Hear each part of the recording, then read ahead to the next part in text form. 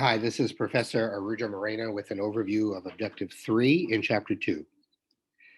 This looks at the income and expense statement. This really answers your question. Where does all your money go?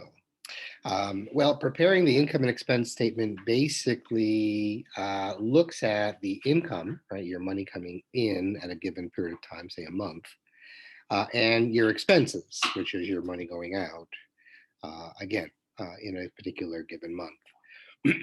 So the income statement basically you'll see has three major parts. We record your income, then we record the expenses, and then we look at the difference between the income and expenses. That's either going to be a surplus, which means you had more income than expenses, or a deficit, which means you had more expenses than income. Okay. All these are recorded on what we call a cash basis because we look at when the cash is actually coming in and actually when the cash is going out. All right, so let's take a look at the worksheet here for the tailors. It's in your book. First thing that they show you is the income section for them. Now they're doing this for the entire year. I usually recommend we do it by the month, but they're doing this for the entire year. So here they have the entire year salary for Jack and Lily listed there. They look like they had some sales commissions that are like a bonus, more income.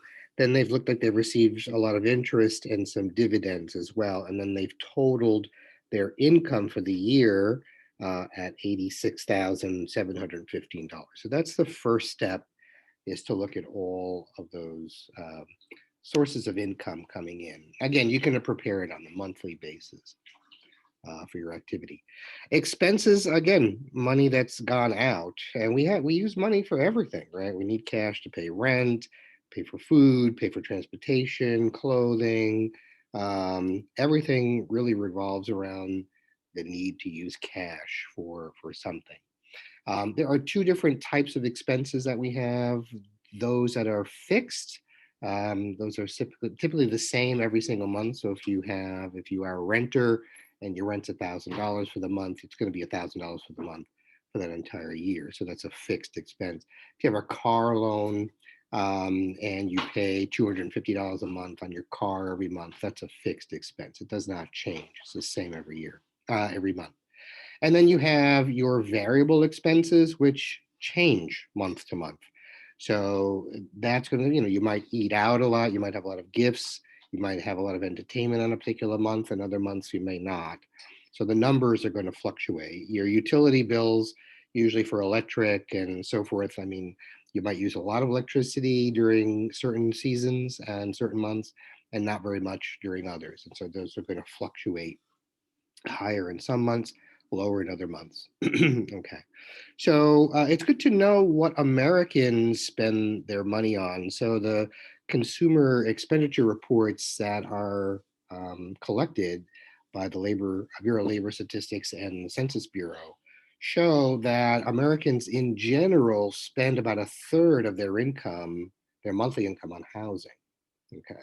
So one out of every $3 that is earned every month is going to housing. Now, housing is a big category. The biggest part of that is your rent or mortgage, but it also includes any other expense you need for your house. So that includes utilities for that house, maintenance for that house, things like this. As you see, the next biggest chunk of money is spent on transportation. About 16% of the monthly income that Americans have is used in transportation. And again, that's a big category. That's not just your car payments, but also the insurance on your car, gasoline, maintenance, etc. Right? So big category there, transportation. Food is the third biggest category at almost 13% because let's face it, we got to eat. And a lot of us are pretty good at that. Restaurants abound, and so we tend to spend a lot of money outside. And then, of course, some of us don't like to cook inside, but some of us do. But either way, food is really important. And as you see, it's the third largest category that's listed there, and all the way down. So one thing that you need to do when you're putting your income and expense statement together, which is an activity you're going to be doing, is to see where you're at compared to where most Americans are at in terms of where they spend their money. Okay. And so that's important. Let's go back to the Taylor's budget so you can see their expense statement here because you'll be doing the same thing.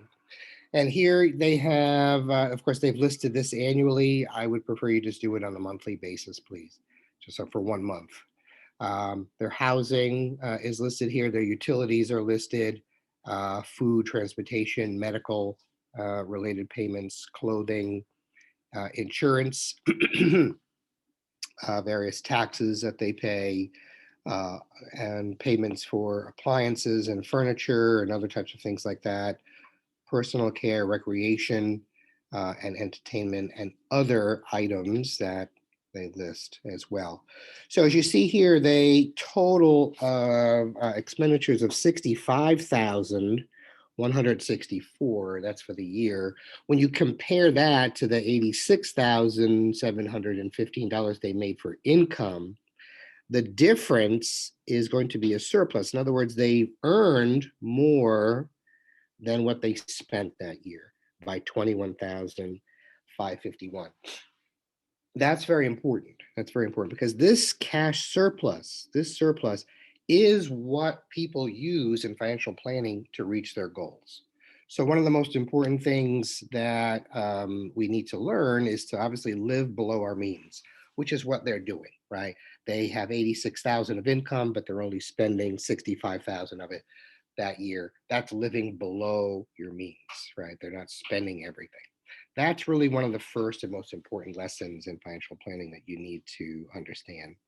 And it doesn't matter if you're doing that right now, because a lot of people aren't, but it's important to understand how important it is if you're going to reach certain financial goals. I also know that a lot of people live at home, so they're not paying rent or anything like this. Um, but it's important still to build a budget. It's still very, very important to build an income and expense statement, which is related to our budgets coming up soon. So please, in this activity, do the best you can. I would only use it for a period of a month so you can start seeing how things are going. And this worksheet is going to be your activity number 2-2 that's going to be due as well. Okay, see you soon.